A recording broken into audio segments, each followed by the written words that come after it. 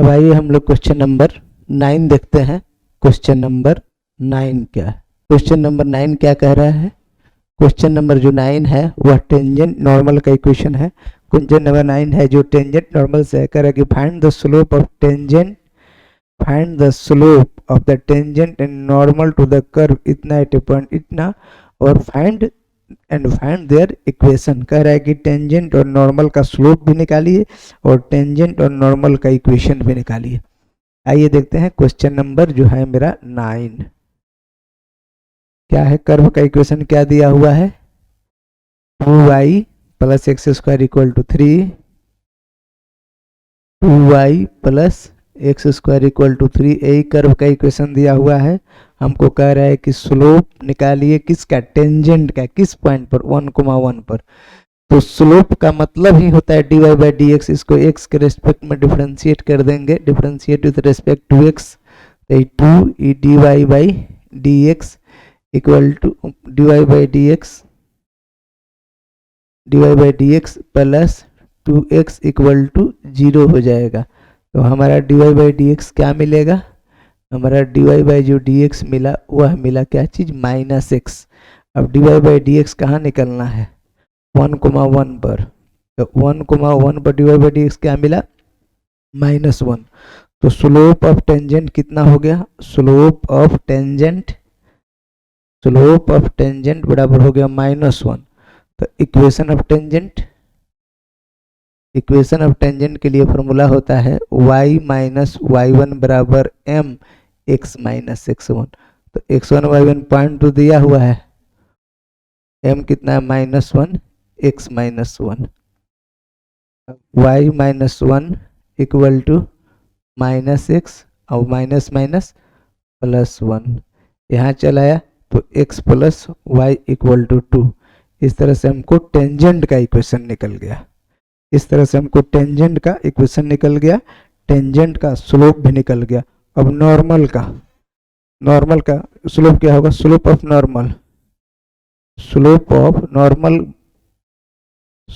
Normal equal to होता है -1 बटा स्लोप ऑफ टेंजेंट, यानी -1 बटा -1, यानी नॉर्मल का स्लोप 1 हो गया। तो नॉर्मल का जब स्लोप 1 हो गया तो नॉर्मल का इक्वेशन क्या होगा? नॉर्मल का इक्वेशन ऑफ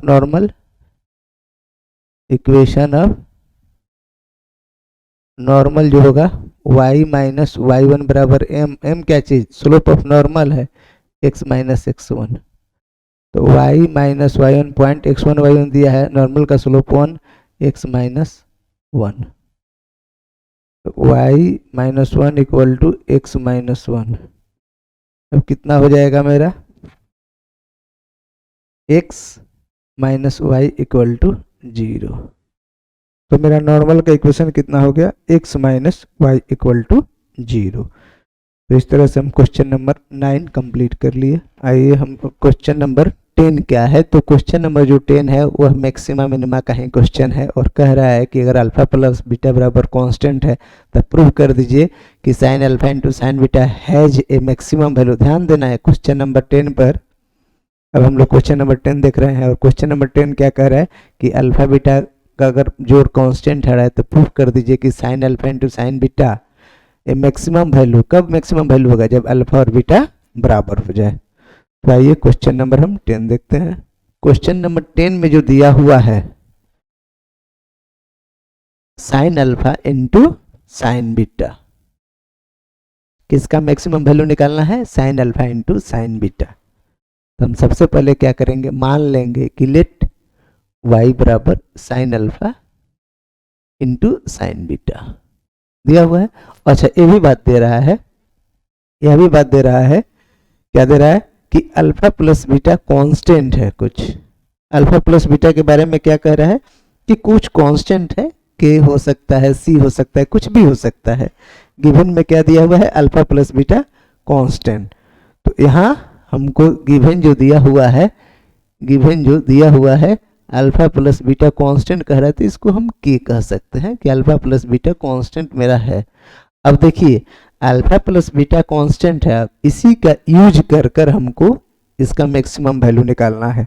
तो हमको यहाँ अल्फा प्लस बीटा कब आएगा, अगर हम इसमें 2 से गुना भाग कर देते हैं तो एक हमको फार्मूला मिल जाएगा साइन ए इंटू साइन बी मिला, और साइन ए माइनस साइन 2 साइन ए इंटू साइन बी का फॉर्मूला होता है cos A minus B minus cos A plus B.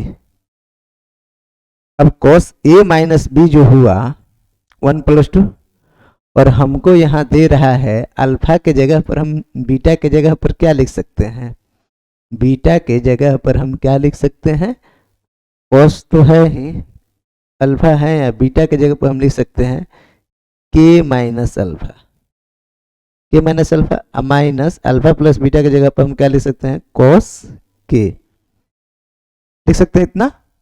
अब मेरा क्या हो गया, y इक्वल टू 1/2 कॉस, यहाँ से मेरा हो जाएगा 2 अल्फा माइनस के माइनस कॉस के, यहाँ से मेरा क्या हो गया 1/2 कॉस 2 अल्फा माइनस के माइनस कॉस के। अब हम इसको अल्फा के रिस्पेक्ट में डिफरेंशिएट कर देंगे, differentiate with respect to alpha, differentiate with respect to alpha, तो कितना हो जाएगा dy बाई डी अल्फा 1/2, तो कांस्टेंट बाहर निकल गया कॉस का, माइनस साइन 2, और अल्फा का कोफिशिएंट 2 से मल्टीप्लाई होगा, ये कांस्टेंट हो गया तो इसका डिफरेंशिएशन 0 हो गया, 2 कट गया, यानी हमको dy बाई डी अल्फा जो मिला वह क्या मिला, minus sine 2 alpha minus k, dy by d alpha क्या मिला, minus 2 sine alpha minus sine 2 alpha minus k, इतना हमको मिला। अब हम क्या करेंगे, हम इससे डायरेक्ट अब d2 निकाल देंगे, d2y बराबर डी अल्फा स्क्वायर, हमको dy बाई डी अल्फा जो मिला वह मिला माइनस साइन 2 अल्फा माइनस के, इसलिए d2y by d alpha square हो जाएगा माइनस कॉस 2 अल्फा माइनस के, एक्स कोफिशिएंट 2 से मल्टीप्लाई, इसको इक्वेशन 1 देंगे।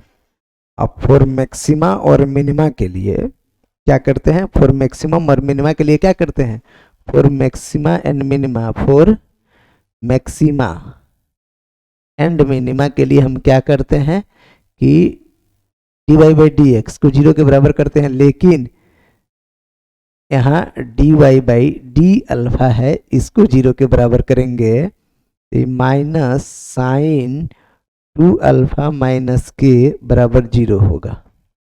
अब यहाँ से हम अल्फा का वैल्यू निकाल लेंगे, अब यहाँ से हम अल्फा का वैल्यू निकाल लेंगे, तो कितना हो जाएगा हमारा 2 अल्फा माइनस के बराबर 0। अब यहाँ से मिला 2 अल्फा बराबर के, और के बारे में हम क्या कह रहे थे, याद कीजिए शुरू में ही अल्फा प्लस बीटा। अब यहाँ से क्या मिल गया, अल्फा बराबर हो गया बीटा, अल्फा बराबर हो गया बीटा। अब जब अल्फा बराबर हो गया बीटा, अब हम क्या करेंगे, चेक करना होगा, जब अल्फा बराबर बीटा हो तो d2y by d x D alpha square negative हो, लिखेंगे व्हेन जब अल्फा बराबर हो बीटा, देन तब d2y by d alpha square का जो वैल्यू है वह क्या है, -2 कॉस, है ना, -2 cos d2y by d x square का जो वैल्यू है वह क्या है, -2 कॉस, और अल्फा मेरा कितना है, अल्फा बराबर है बीटा के, तो अल्फा के जगह पर अगर हम क्या रख देंगे, ध्यान देना है, यहाँ अल्फा बराबर है जो वैल्यू मिला है, हमको मिला है -2 कॉस 2 अल्फा माइनस के, और यहाँ कह रहा है क्या चीज़, हमको अल्फा बराबर बीटा मिल गया। तो अल्फा बराबर बीटा मिल गया, तो इसका मतलब क्या हो गया, अल्फा प्लस बीटा के है अल्फा अल्फा, यानी 2 अल्फा बराबर के हो जाएगा। तो यह चीज मेरा कितना हो जाएगा, -2 cos 2 अल्फा, के का वैल्यू भी 2 अल्फा, यह 0 हो गया, यानी ये -2 नेगेटिव हो गया, नेगेटिव हो गया, यानी d2y/dx² का वैल्यू क्या हो गया, नेगेटिव हो गया। अब मेरा जो y का जो होगा मैक्सिमम वैल्यू होगा, y का क्या हो जाएगा, मैक्सिमम वैल्यू होगा। तो क्या लिखेंगे, d2y/d अल्फा² जो है मेरा -2 नेगेटिव है, इसलिए y हैज मैक्सिमम वैल्यू